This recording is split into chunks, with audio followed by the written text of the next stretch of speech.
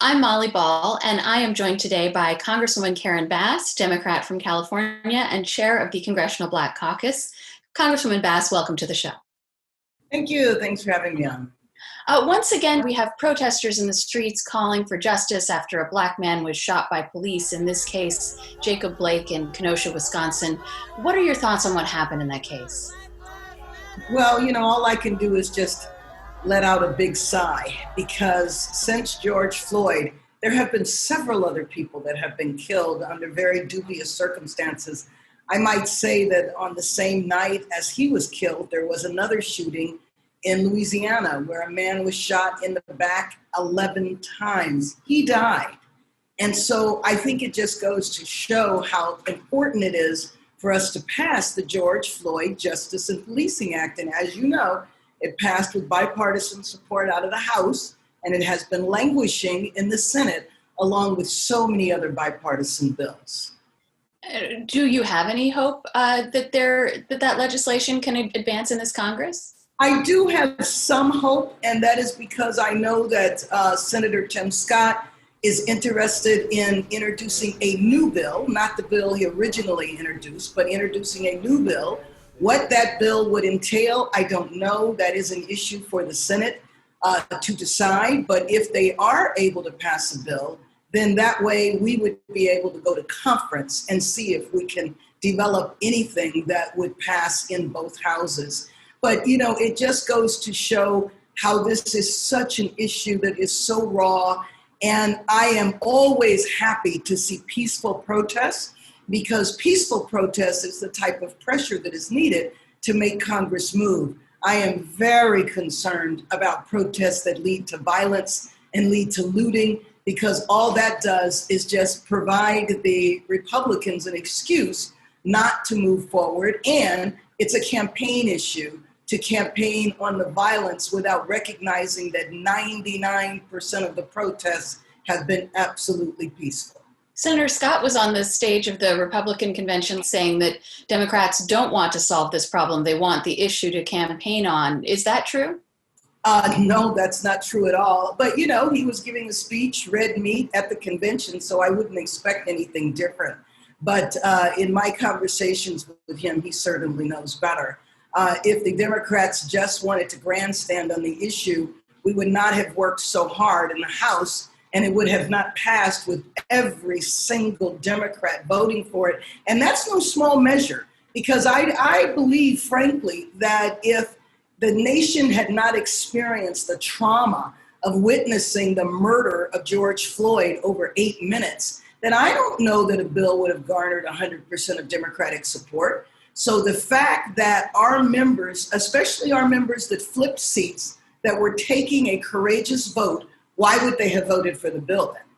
As you mentioned, the Republicans have pointed to the destruction and violence that have accompanied some of these protests to accuse Democrats of making American cities unsafe and make the argument that electing more Democrats will lead to chaos. How do you respond to that argument?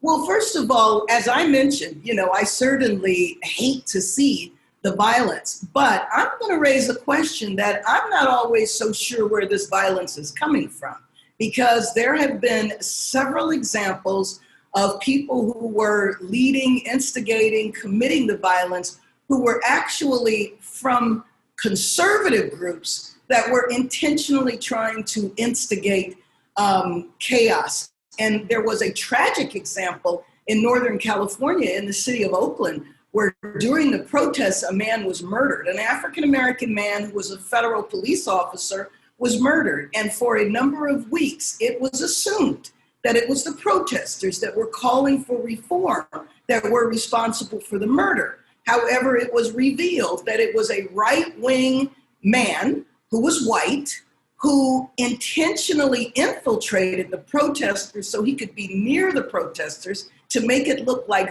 they did the killing. And that was not the case. There was another example in Minneapolis where there was a white protester who disguised himself, and he was breaking windows, and it turned out he was from a right-wing group. So I don't automatically assume that the violence and the looting is identical to the people who are protesting. Now, in some cases, it is, but it does not remove the fact that the overwhelming majority, people have been protesting now for months, and the overwhelming majority of these protests have been peaceful and helpful.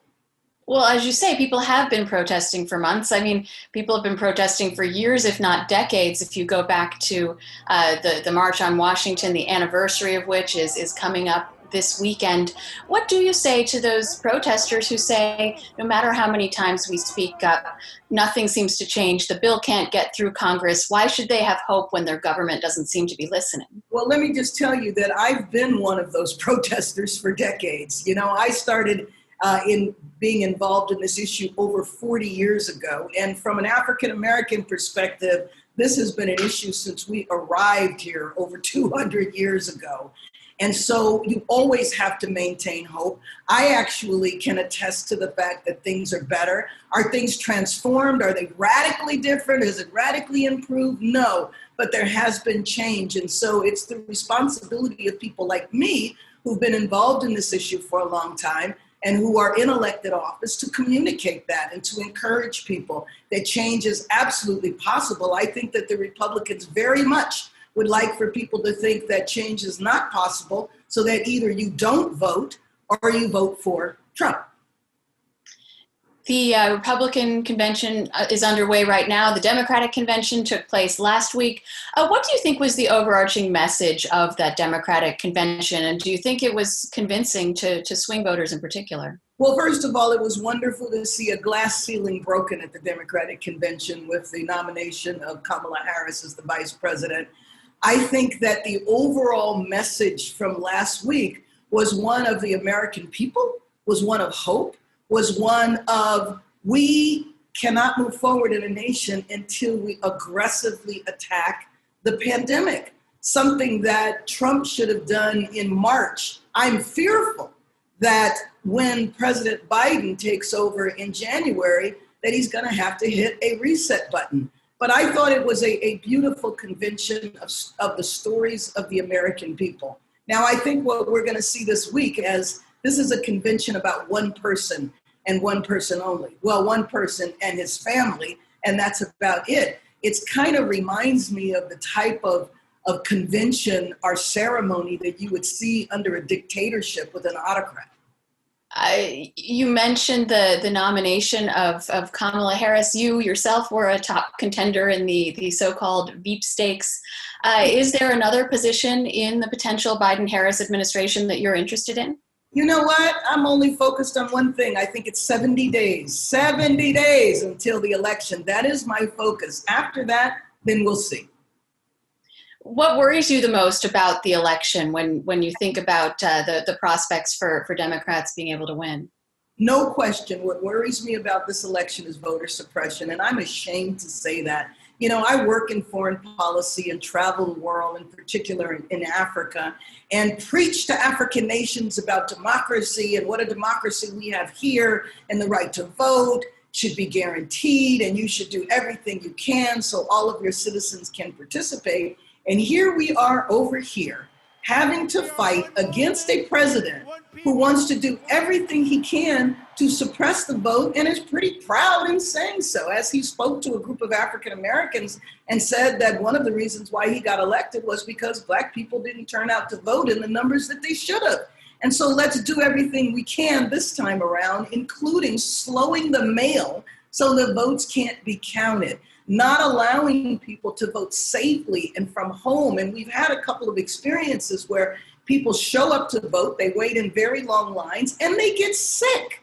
It's crazy that happened in the richest country in the history of the world, period, that people have to wait any amount of time. We could make voting way easier and far more universal if we wanted to. And it's shameful that in 2020, 100 years after women have the right to vote, that we actually are still struggling for the right to vote, the ability to vote. So how confident are you that this election will be conducted freely and fairly and will produce a result that we can all agree is legitimate?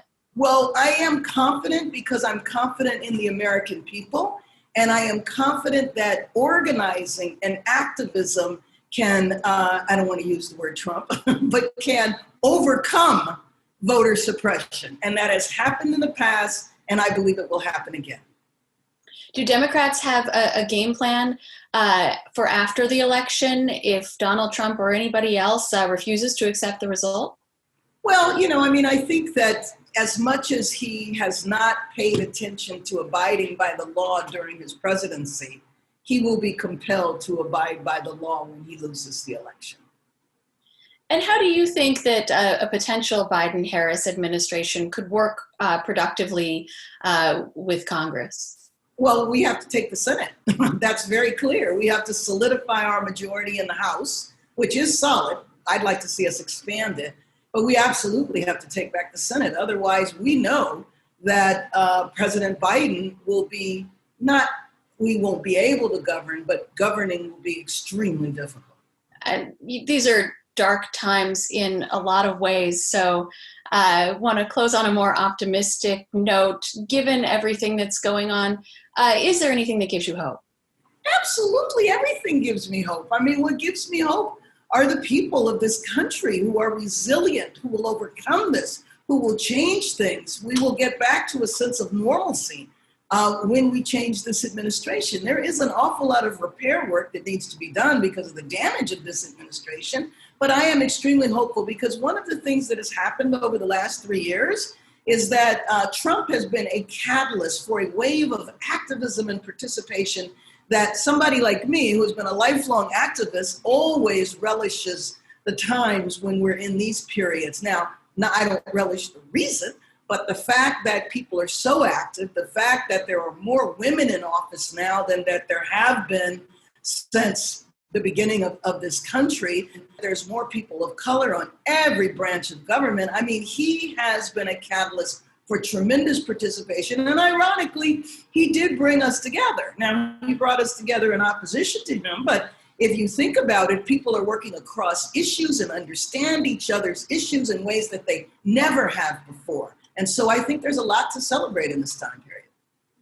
Congresswoman Bass, thank you so much for joining us. Thanks for having me.